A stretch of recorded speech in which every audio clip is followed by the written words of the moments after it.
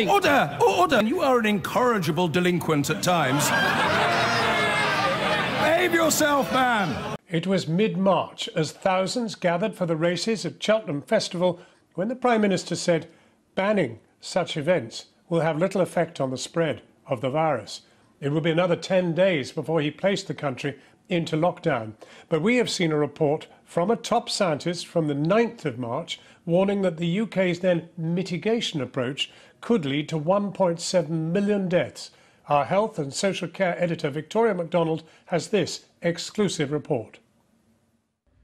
We will beat the coronavirus, and we will beat it together. And therefore, I urge you, at this moment of national emergency, to stay at home, protect our NHS, and save lives. The nation watched as the Prime Minister made this unprecedented announcement. The country was to go into lockdown. The abiding question remains, though, did we do this soon enough? Channel 4 News has now seen a paper prepared for one of the scientific committees advising the government, which called, in the starkest possible way for a lockdown, a full 2 weeks before that announcement was actually made. We believe that this was the first paper written in the UK warning of the implications of not changing the strategy that was in place at time. This paper says that by not doing anything about that strategy, there could be 1.7 million deaths in the UK in the first 18 months of the pandemic. Now, it was written by Professor Stephen Riley of Imperial College, and it was prepared for SPI-M. That's the modelling group that feeds in to the government's scientific advisors. In his paper, he found that if the government continued on the course of mitigation, in other words, not locking down, critical care facilities in the UK would be saturated quickly.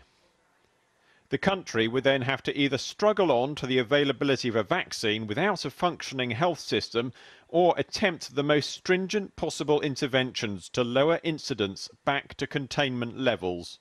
We have been unable to confirm that SPI-M evaluated the paper, and we were unable to reach Professor Riley for comment.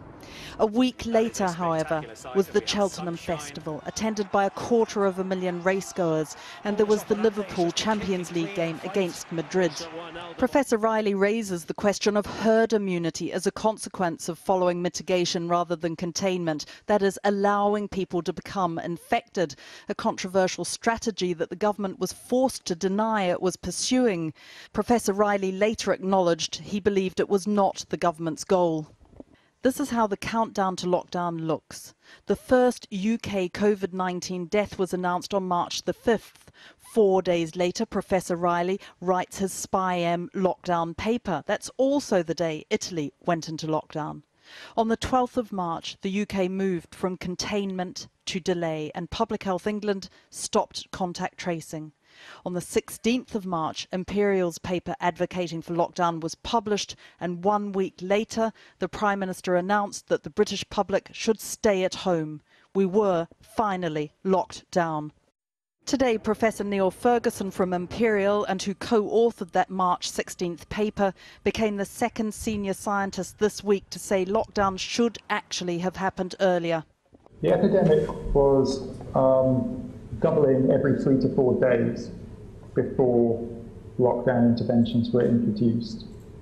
So had we introduced lockdown measures a week earlier, we would have reduced the final death toll by at least a half. The government and its advisors have always said that there needed to be a balance between the impact on the economy, the mental health of people going into isolation versus lockdown. Tonight, the Prime Minister was repeatedly asked if the government's strategy had been wrong and if they had locked down too late. All I can say is at the moment it's simply too early to judge ourselves. We simply don't know the answer to a lot of these questions. What I can tell you is we know a lot more now than we did in January or February or even March. And one thing we really do know about tackling coronavirus is you have to proceed with caution. Professor Riley's paper would suggest that the government did not proceed as cautiously as he would have liked. And Victoria MacDonald joins us now from the newsroom. Victoria. Yes, John, we asked Downing Street for a comment tonight, but they passed us to the Government Office for Science, and we have not yet heard back from them. Now, it's interesting. You heard the Prime Minister there talking about us knowing a lot more than we did in January, February, or even March. And to a point, that is, of course, true.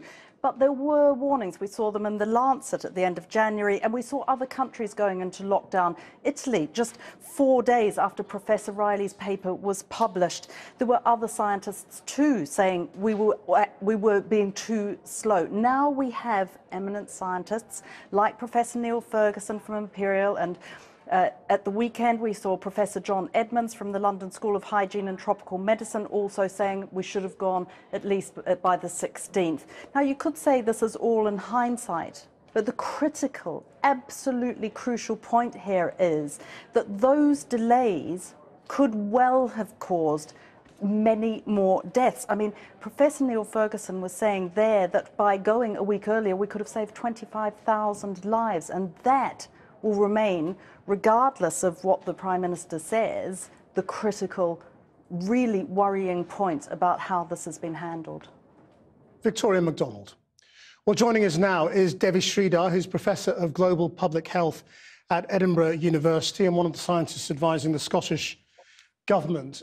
When we look at this warning from March the 9th, from a respected scientist, is that in line with what people were thinking, or is it sort of a strange outlier that would be easy to ignore? Actually, March 9th was quite a late point to be worried about this. If you were following this outbreak since early January through February, what became clear is that the WHO declared a public health emergency of international concern on 30th of January. This is the highest level of alarm.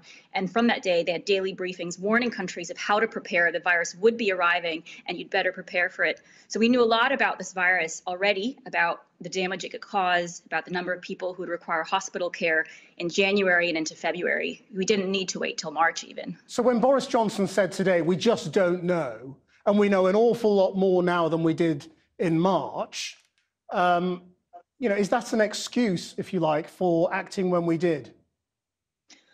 Well, I would take it as the opposite. You have a virus that we don't know about. It's a gamble to see how it will play out in your population. And the more we learn about the virus, the more dangerous it is, not only in terms of looking at the people who die, and now 50,000 people who've died of COVID over the past couple of weeks in the UK. Compare that to other countries who've had just a few hundred, but also about the people who live with long-term health complications, about those who are healthy before COVID and then after COVID are suffering from weeks and weeks of illness affecting large parts of their body, brains, kidneys, lungs. This is something that I think we're just starting to understand, which goes back to letting it go through the population as a gamble. So are you saying that the government was gambling on 1 million lives, effectively? Well, I mean, I wrote a piece after the 12th of March decision in The Observer called Britain's Gamble, and that exactly was what I saw it as, because there's a tried and tested public health playbook of how you deal with outbreaks. And this is what East Asia was doing. If you were paying attention to South Korea, Taiwan, Hong Kong, this is the playbook they were taking, which is aggressive containment, treat this like a SARS event, do your testing, do your tracing. This is what Vietnam did, India did, what countries did who contained it. And Germany and Norway, New Zealand, the countries that have done well, we're actually looking at East Asia and learning from those countries. Maybe we didn't fully understand the virus, but we knew what we had to do to contain it. Now, you're talking to us from Scotland. When you look south at what we are doing now, unlocking, opening the shops, planning for opening the pubs, not the schools, but the pubs, does it seem to you as though the science has been thrown out the window? Yeah, it's quite confusing and it feels quite muddled because it's not clear what your strategy is and what your objective is, and that has to be crystal clear. So is the strategy still to let the virus flow through the population and just to stay within NHS capacity? Then say that's your objective and then create a strategy around that.